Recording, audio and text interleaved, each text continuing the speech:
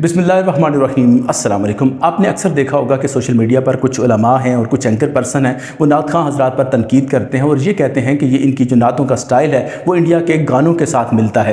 तो ये लोग जो तनकीद करने वाले होते हैं ये बिलअमूम उस तबके से ताल्लुक़ रखते हैं जो नातें पढ़ने को कोई अच्छा अमल नहीं समझते और उनके यहाँ बिलअमूम महफ़िल नात का इनेकाद नहीं किया जाता।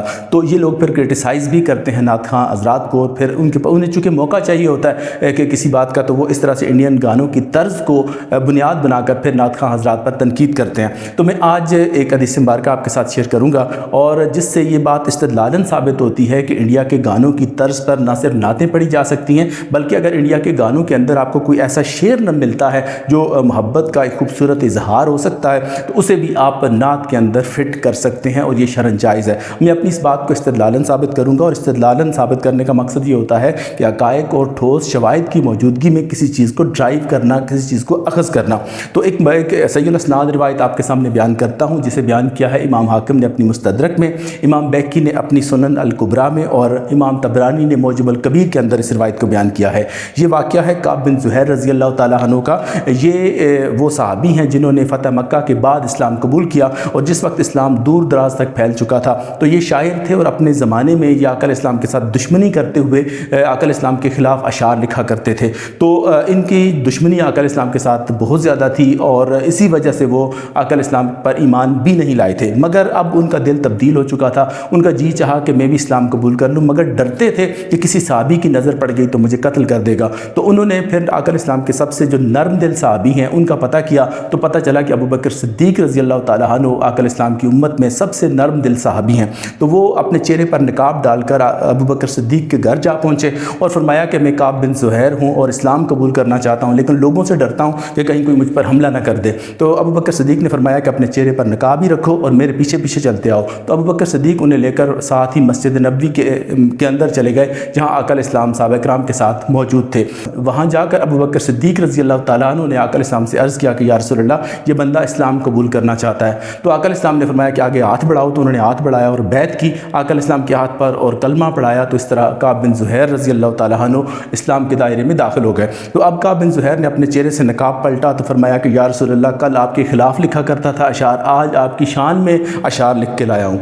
तो जो बड़ी इंटरेस्टिंग बात है जो मैं आपको बताना चाहता हूँ वो ये है कि काब बिन ज़ुहैर ने जो सबसे पहला शेर आकल इस्लाम को सुनाया वो उन्होंने ज़माने जहालियत में अपनी महबूबा के लिए लिखा था। यानी कि उन्होंने जब शेर लिखा था तो उस वक्त आकल इस्लाम उनकी नज़र में नहीं थे, वो अपनी महबूबा की जुदाई और फ़राक़ से मुतल्लिक़ काब बिन ज़ुहैर ने शेर लिखा था।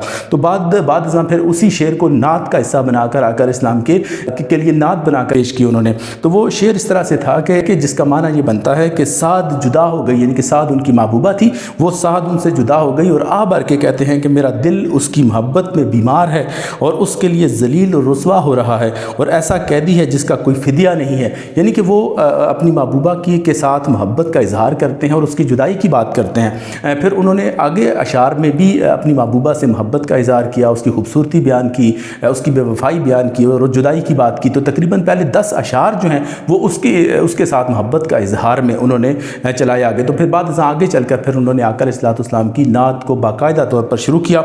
ये इसको इब्तिदाइया के तौर पर लेकर फिर आगे आकल इस्लाम की नात पढ़ी। तो जिस वक्त नात के अशार शुरू किए तो फिर कहने लगे कि मुझे ये खबर पहुंची है कि आकल इस्लाम ने ये ऐलान कर दिया है कि काब बिन ज़ुहैर नहीं बख्शा जाएगा, मगर मुझे तो आपके दर से अफ़्व दरगुज़र की बड़ी उम्मीद है, मुझे तो बड़ी उम्मीद है कि आप माफ़ करने वाले हैं। तो फिर काब बिन ज़ुहैर अपने अशार में कहते हैं कि आकल इस्लाम तो नूर हैं और इन्हीं से रोशनी अख़ज़ की जाती है। तो जब उन्होंने आकल इस्लाम को नूर फरमाया तो आकल इस्लाम ने लोगों की तरफ देखा जो सहाबा किराम मौजूद थे और इशारा किया कि काब बिन ज़ुहैर को गौर से सुनो। और यहाँ पर वो लोग भी तवज्जो करें कि जो आकल इस्लाम को नूर नहीं मानते, तो आप ये देखें कि जब काब बिन ज़ुहैर ने आकल इस्लाम को नूर कहा तो आकल इस्लाम खुश हुए और सहाबा किराम को फरमाया कि सुनो इस काब बिन ज़ुहैर को कि ये क्या कह रहा है। तो फिर काब बिन ज़ुहैर ने फरमाया कि आप नूर हैं और आप ही से रोशनी अख़ज़ की जाती है। तो फिर आकल इस्लाम ने खुश होकर काब बिन ज़ुहैर को अपनी चादर इनायत फरमाई। तो यहाँ से ये बात भी साबित होती है कि नात खां हज़रात को जो लोग तोहफ़तन पैसे देते हैं उनकी तरफ फेंकते हैं तो वो भी जायज़ है, चूँकि आकल इस्लाम को जब काब बिन ज़ुहैर के अशार पसंद आए तो उन्हें अपनी चादर इनायत फरमाई थी।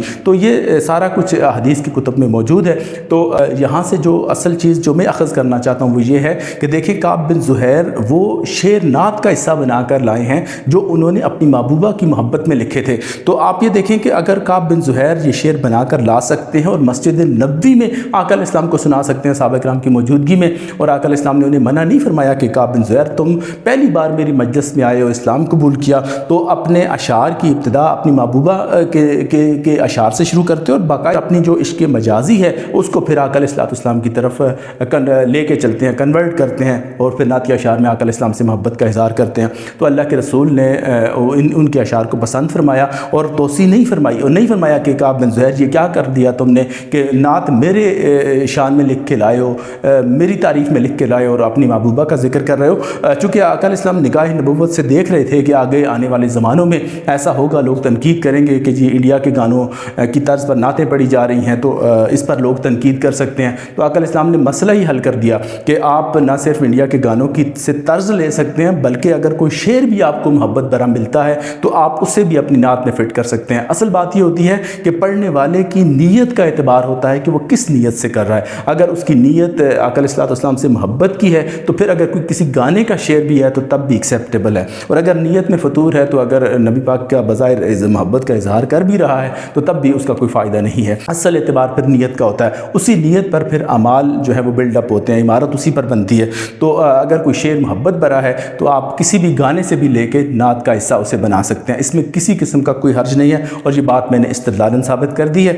اور کوئی اعتراض کرے تو اس کا حق ہے، وہ اعتراض کر سکتا ہے، لیکن ایک بات میں آپ کو یہاں کلیئر کر دوں کہ کسی چیز کے جائز ہونے کے لیے قطعاً ضروری نہیں ہے کہ وہ فرض ہے یا واجب ہے یا سنت موقتہ ہے یا غیر موقتہ ہے۔ جائز ہونے کے لیے اتنا کافی ہوتا ہے کہ کوئی عمل صرف مستحب ہو، پرمیشن ہو، اس کی پرمیسیبل ہو، اجازت ہے اس کی، اگر وہ بھی جائز، مباح چیزیں بھی جائز ہوتی ہیں، خلاف اولا بھی جائز ہوتی ہیں، اور مکروہ تنزیہی بھی جو ہے وہ جائز ہوتا ہے، وہاں تک جو چیزیں ہیں وہ جائز ہوتی ہیں، اس کی کوئی ممانعت نہیں ہوتی۔ تو اللہ تعالیٰ سمجھنے کی توفیق عطا فرمائے۔ جزاک اللہ۔